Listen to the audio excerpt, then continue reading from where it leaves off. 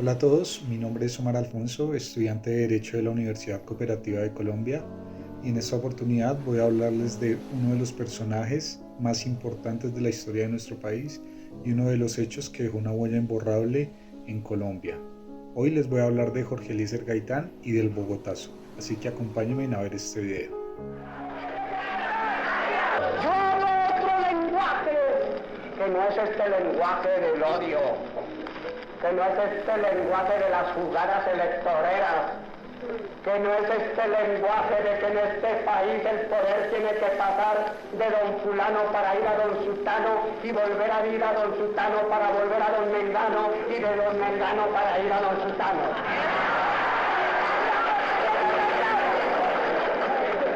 Yo no hablo ese lenguaje de toda esta gente cobardona que unas veces se llama izquierdista, unionista, turbañista o lo que sea y no piensa un conservador y no piensa en los destinos de su patria porque tiene atrofiada la luz del espíritu para no ver la realidad de mi nación. Otro es nuestro lenguaje. Lo llaman demagógico, pero es lenguaje de justicia que está llamado a una transformación que nadie va a detener. Yo no soy yo personalmente, yo soy un pueblo que me sigue, porque se sigue a sí mismo cuando me sigue a mí, pero he interpretado.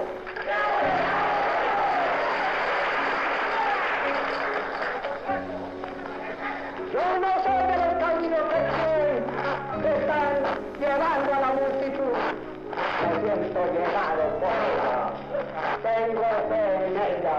Y no voy a ser como los jugadores restiados.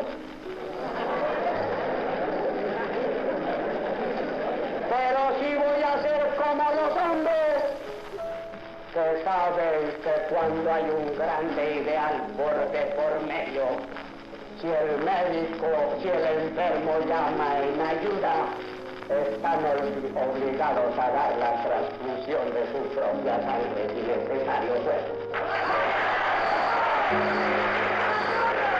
¡Pueblo! ¡Por la restauración moral! ¡Hala! ¡Pueblo! ¡Por vuestra victoria! ¡Hala! ¡Pueblo! ¡Por la derrota de la oligarquía! ¡Pueblo! ¡Por vuestra victoria! ¡Hala!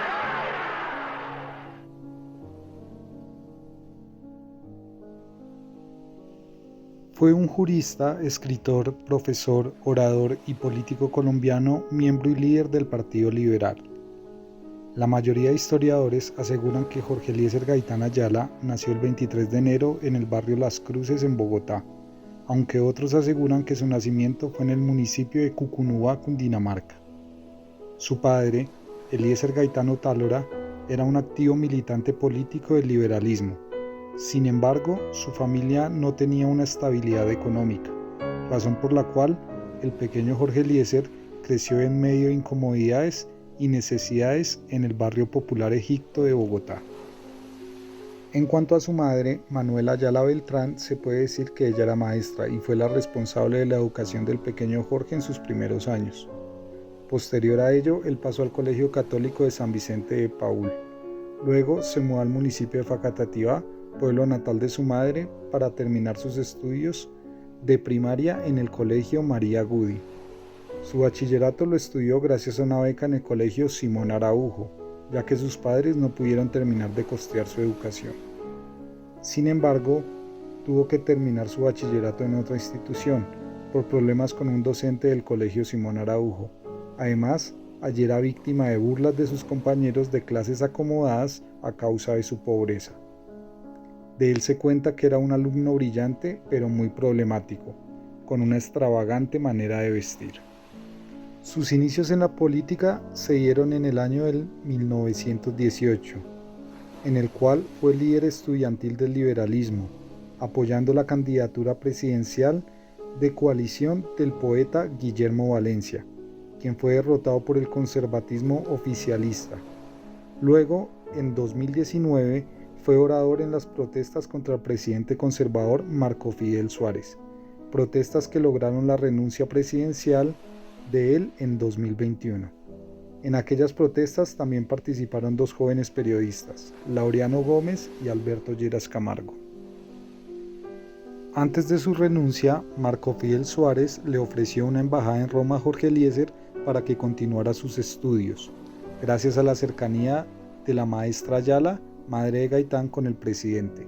Sin embargo, Gaitán rechazó la postulación, quizá por coherencia con el apoyo a la candidatura de Valencia. Ya en el año de 2022 apoyó la candidatura presidencial del veterano de guerra, el general Benjamín Herrera, quien sospechosamente perdió contra el otro general veterano Pedronel Ospina. En ese mismo año inició sus estudios superiores en la Universidad Nacional de Bogotá, donde se tituló como doctor en Derecho y Ciencias Políticas, el 29 de octubre de 1924, con la tesis titulada Las ideas socialistas en Colombia. En esta obra, Gaitán se declaró socialista e incorporó postulados alejados de los marxistas en su lectura de la realidad. En 1924, Gaitán fue elegido para su primer cargo público, como diputado de la Asamblea de Cundinamarca, hasta el año de 1927, año en el cual, gracias al apoyo de su hermano Manuel José, logró adelantar su doctorado en jurisprudencia en la Real Universidad de Roma y su tesis en el año de 1927, El criterio positivo de la premeditación, que le significó graduarse con honores. Fue entonces elogiado y apreciado con el premio que llevaba el nombre de su profesor más cercano, el abogado italiano Enrico Ferri, quien lo influenció en su postura del derecho penal. Durante su estadía en Roma también fue influenciado por Benito Mussolini, de quien se inspiró sobre su dialéctica y el manejo que tenía de las masas durante sus discursos. Se dice que sus discursos estaban inspirados en Mussolini y su ferocidad durante sus marchas. Gaitán regresó a su país en 1928, donde destacó como un talentoso abogado defensor. Cuando regresó a Colombia, se posesionó como congresista en marzo de 1928 y lideró entre el 3 y el 6 de septiembre de 1929 un debate de control en el Congreso debido al asesinato de un número indeterminado de trabajadores de la United Fruit Company en la región de Ciénaga, en el departamento del Magdalena. Eran obreros que exigían condiciones laborales dignas, hasta entonces inexistentes, y un trato justo por parte de sus empleadores. La matanza de estas personas es conocida en la historia del país como la masacre de las bananeras. Este gesto le valió a Gaitán el título de Tribuno del Pueblo, aunque también el malintencionado apodo del Negro Gaitán. Gracias al acoso al que el congresista Gaitán sometió al presidente conservador Miguel Abadía Méndez, derivó en la caída del conservatismo en las elecciones presidenciales de 1930. En el año de 1933, Gaitán se separó del liberalismo y fundó junto al abogado Carlos Arango Vélez el movimiento político Unión Nacional de Izquierda Revolucionaria y su órgano periodístico, el Unirismo, donde planteó la necesidad de una reforma agraria. Pese a su afinidad con los comunistas, a Gaitán no le interesaban los postulados anticapitalistas de estos. El acoso que sufrió el unirismo y el fracaso electoral del movimiento en 1935 llevaron a Gaitán y Arango a regresar al liberalismo ese mismo año. El 20 de mayo de 1936, el gobernador de Cundinamarca, Parmenio Cárdenas, lo nombró alcalde de Bogotá. Aunque fue un corto paso, no fue silencioso, y se le llegó a apodar el alcalde del pueblo. Durante su alcaldía adelantó reformas sociales, promovió la municipalización de los servicios públicos y trató de establecer los restaurantes o comedores escolares y jornadas deportivas que incentivaran la actividad física en la ciudad, todo con el enfoque en los menos favorecidos de la ciudad, a diferencia de las medidas progresistas del gobierno nacional que no tenían esa motivación. Gaitán apoyó la cultura en la ciudad, promoviendo conciertos gratuitos, creando bibliotecas móviles y días cívicos dedicados a la lectura y a la infancia.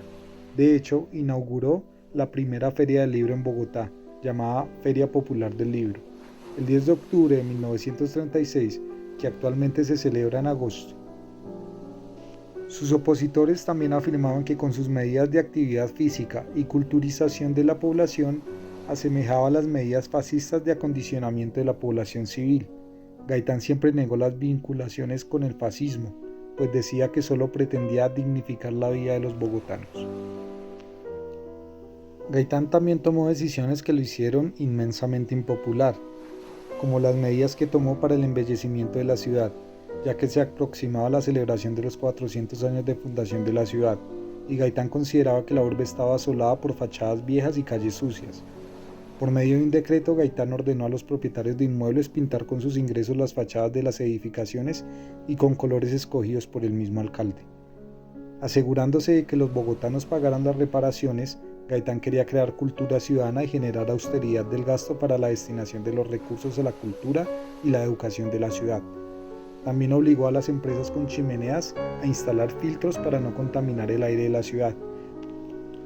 Sacó a los mendigos y niños abandonados de las calles y los obligó a entrar en centros para su rehabilitación y cuidado. También se enemistó con los académicos. El motivo de su enemistad se dio porque en 1936 el académico Jorge Álvarez Lleras solicitó la reubicación de una placa conmemorativa del científico prusiano Alexander von Humboldt del antiguo Observatorio Astronómico de Bogotá a la sede de la Academia de Ciencias Exactas, Físicas y Naturales de la que Álvarez era miembro. Gaitán reclamaba que la placa fue diseñada para estar en el sitio y no autorizó su remoción. Otras iniciativas suyas no gozaron de la aprobación popular, como las de hacer obligatorio el baño, de prohibir el uso de la ruana y las alpargatas, y uniformar a los lustrabotas y a los conductores de taxis, además de exigirles el taxímetro regulado por la alcaldía. Los taxistas, con un paro y bloqueo de vías el 8 de febrero de 1937, presionaron su destitución, la cual se dio el 14 de febrero de ese mismo año, a menos de 6 meses de haber asumido el cargo. Sus medidas de uniformar a los trabajadores se reversaron cuando asumió su sucesor, Gonzalo Restrepo. Se afirma que las presiones de los huelguistas se dieron con el apoyo del Partido Conservador, y entre la familia de Gaitán circulaba el rumor que el mismo presidente López fue quien incentivó la destitución de Gaitán, ya que quería frenar el ascenso político de este, a quien los militantes del liberalismo ya empezaban a ver como presidenciable para los próximos comicios. Los conservadores también comenzaron a temerle y lo acusaban de populista. El 1 de febrero de 1940, el presidente Eduardo Santos Montejo lo nombró ministro de Educación de Colombia. Gaitán emprendió una campaña de alfabetización a nivel nacional, implantó el zapato escolar gratuito, los restaurantes escolares, medida que no pudo implementar en un corto paso por la alcaldía de Bogotá, el cine educativo ambulante, la extensión cultural masiva e inició el Salón Nacional de Artistas. También impulsó una reforma integral a la educación colombiana, pero el Congreso rechazó su proyecto. En 1942 se adhirió a la campaña presidencial de su antiguo colaborador Carlos Arango, quien pretendía sabotear el intento reeleccionista del expresidente López, pero el liberalismo se volcó en apoyar a López, quien fue reelegido presidente. En 1943 fue llamado nuevamente al gobierno. El presidente encargado, Darío Echandía, quien reemplazó a López por una licencia, lo nombró ministro de Trabajo, Higiene y Previsión Social el 8 de octubre de 1943. Gaitán permaneció en el cargo hasta el 6 de marzo de 1944. En el ministerio, Gaitán elaboró un proyecto de ley para mejorar las condiciones laborales de los trabajadores, luego de inspeccionar a las empresas de la ribera del río Magdalena, pero nuevamente el Congreso vetó su reforma. Para las elecciones de 1946, el Partido Liberal se hallaba dividido. Por un lado, el sector oficialista, promotor de la candidatura del exministro Gabriel Turbay, y por el otro los gaitanistas, disidentes del partido, promotores de la candidatura de Gaitán y apoyados por los sectores populares, siendo más proclive a la izquierda del partido.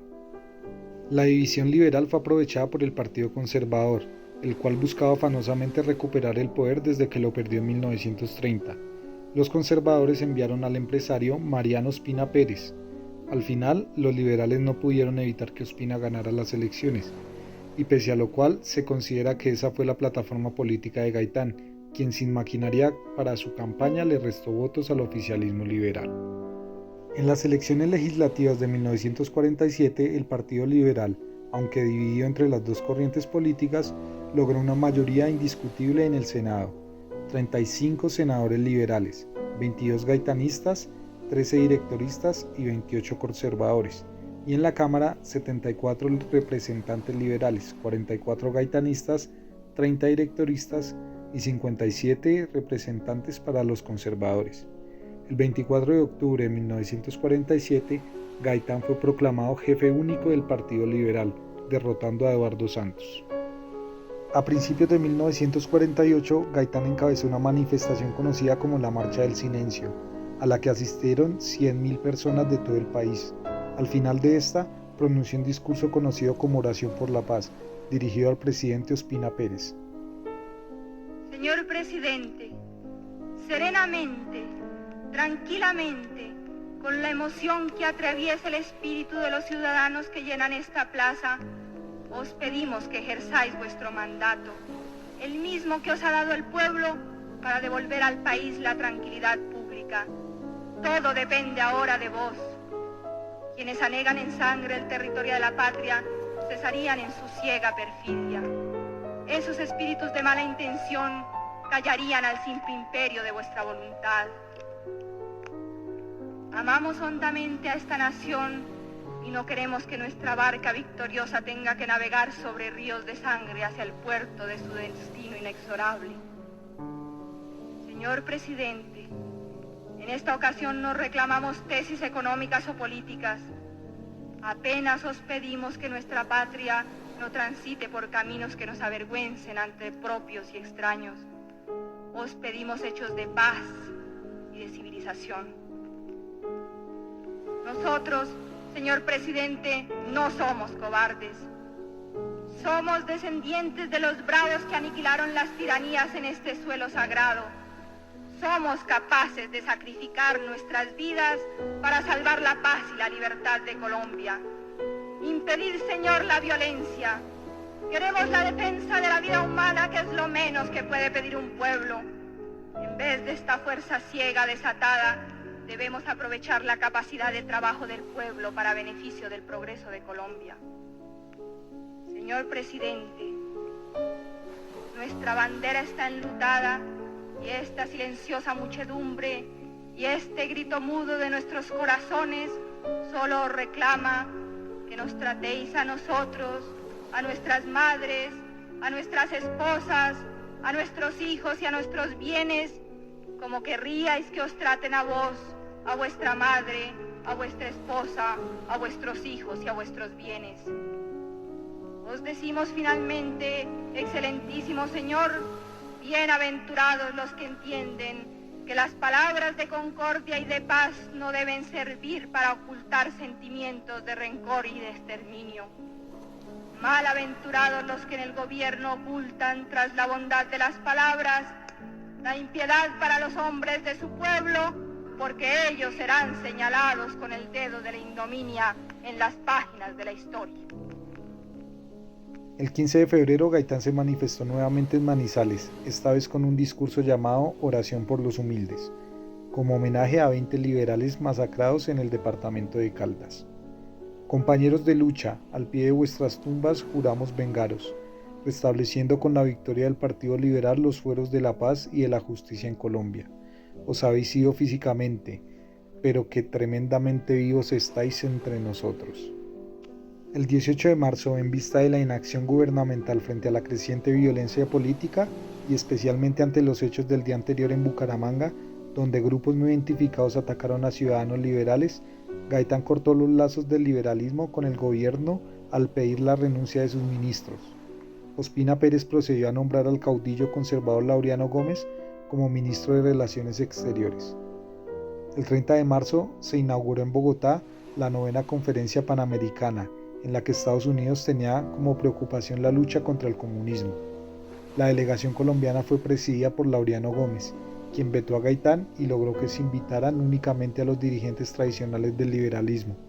Aunque al principio de la conferencia Gómez fue elegido para presidirla, la delegación colombiana la presidió finalmente Carlos Lozano y Lozano. A los colombianos en el exterior, a los colombianos en el exterior, a los colombianos en el exterior, a la 1:30 del día 9 de abril de 1948, a la 1 de 1948, a nuestras 14:15 fue asesinado por un policía conservador, el doctor José Eliezer Gaitán, por órdenes del Partido Conservador y del gobierno conservador. 4 balazos por la espalda le dio el policía conservador mandado por el gobierno conservador y asesinó a la 1:30 al salir de su oficina el doctor Jorge Eliezer Gaitán, usada en las calles 14 y 15 con carrera 7. El 9 de abril de 1948, Gaitán salió de su despacho para almorzar en el Hotel Continental ubicado en la carrera 7ª en Bogotá, sobre las 12 de ese mediodía, en compañía de Plinio Mendoza Neira, varios compañeros de trabajo y amigos cercanos, a la espera de varias reuniones que sostuvo durante ese día. En su agenda para la tarde del día de su asesinato tenía fijadas reuniones, entre otras, con el joven líder estudiantil cubano Fidel Castro y con el político venezolano Rómulo Betancourt. A su llegada al edificio, Gaitán es abordado y posteriormente herido a disparos por un grupo de desconocidos, entre los que supuestamente se encontraba Juan Roa Sierra. Gaitán alcanzó a ser trasladado a la clínica central, en donde fue declarado muerto sobre la 1:55 de la tarde, y la turba enfurecida la emprendería contra Roa Sierra. Los que presenciaron el evento persiguieron a Roa Sierra al asumir que fue él quien disparó contra Gaitán, un funcionario de la policía. Para intentar protegerlo de la multitud que lo perseguía, lo introdujo en una droguería que se encontraba no muy lejos del lugar del magnicidio. Cuando empezó a interrogarlo, el joven solo decía: «Ay Virgen Santísima», dando muestra de nervios y angustia. La multitud penetró en la droguería y golpeó a Roa Sierra hasta matarlo. Posteriormente lo arrastraron por la carrera 7ª hasta las escalinatas del Capitolio Nacional, donde dejaron su cadáver. Estos hechos llevaron a una revuelta nacional en contra del gobierno conservador de Mariano Ospina Pérez, a quien le exigían la renuncia. Ese día hubo saqueos, principalmente en el centro de Bogotá, pero luego estos se esparcieron por gran parte de la capital para terminar esparciéndose a varias ciudades de Colombia. Además de los saqueos, hubo incendios provocados por los manifestantes, incendiaron tranvías, iglesias, edificaciones importantes y los mismos locales saqueados. Policías y militares en un principio intentaron controlar la situación, mientras que algunos se unieron a la revuelta, proporcionando armas y esfuerzos. Otros tomaron las armas y abrieron fuego sobre los manifestantes. El saldo de la revuelta fue de cientos de muertos y heridos.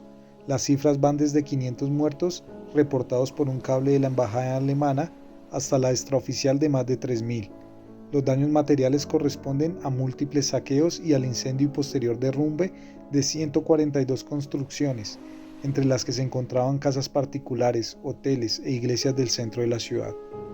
Durante el proceso judicial del asesinato se presentaron testimonios que indicaban que Roa Sierra no fue el asesino, sino que fueron justamente los verdaderos asesinos quienes condujeron a la multitud a tomarlo como el culpable y acabar con su vida. Otras versiones presentadas en el proceso indicaron que Roa Sierra sí fue culpable, pero que actuó motivado o en acuerdo con otra persona. La justicia colombiana sentenció en 1978 que el asesino Juan Roa Sierra era esquizofrénico y que actuó por motivos personales y solo. Además, la hija de Gaitán dice que fueron la CIA y el Estado colombiano los responsables del asesinato de Gaitán. Una de las consecuencias generales del Bogotazo fue el inicio de una escalada bélica entre liberales y conservadores, una guerra civil no declarada que desencadenó un periodo de la historia conocido como la violencia. En esa época surgieron los primeros grupos de autodefensas armadas comunistas, que se convertirían en las futuras guerrillas de las FAREP y el ELN. Asimismo, surgieron los primeros grupos paramilitares, los chulavitas, los cuales provenían de Boyacá y habían sido los hombres armados que llegaron el 9 y 10 de abril a retomar la ciudad por órdenes del entonces gobernador de Boyacá, José María Villarreal. Por otro lado, los llamados pájaros, liderados por seguidores fervientes del Partido Conservador, entre ellos León María Lozano, alias El Cóndor, y patrocinados por el Partido Conservador y el Estado de turno. De esta situación se escribiría la novela Cóndores no entierran todos los días, por Gustavo Álvarez Gardiazabal. Jorge Eliezer Gaitán fue un líder importante para la sociedad de su época, pero tras su asesinato se convirtió en un símbolo histórico nacional, al mismo nivel de un prócer de la independencia colombiana. Como se pudo apreciar a lo largo del video, la vida de Gaitán tuvo una gran importancia para el país, pero también su muerte, la cual conllevó a grandes conflictos a lo largo de todo el territorio colombiano. Conflictos que trajeron cambios para nuestra sociedad, algunos para bien, otros para mal, pero cambios a fin de cuentas. Sobre su muerte existen diversas teorías. Algunos creen que sus verdaderos asesinos fueron los pertenecientes al Partido Liberal que ya no veían con buenos ojos a Gaitán. Otros creen que fue el Partido Conservador, quienes lo veían como una amenaza para sus intereses políticos. Y otros creen que fue el gobierno de los Estados Unidos y la CIA, quienes no veían con buenos ojos que un presidente con las características de Gaitán tomara el poder, ya que lo consideraban que pertenecía a la corriente de izquierda, que era socialista, comunista, como lo consideraban muchos. Entonces el gobierno no le interesaba esto, y más en el auge de una guerra fría. Sin más que agregar, esto es todo acerca de la vida de Gaitán y acerca del Bogotazo. Gracias por visualizar este video y hasta una próxima oportunidad. Hasta luego.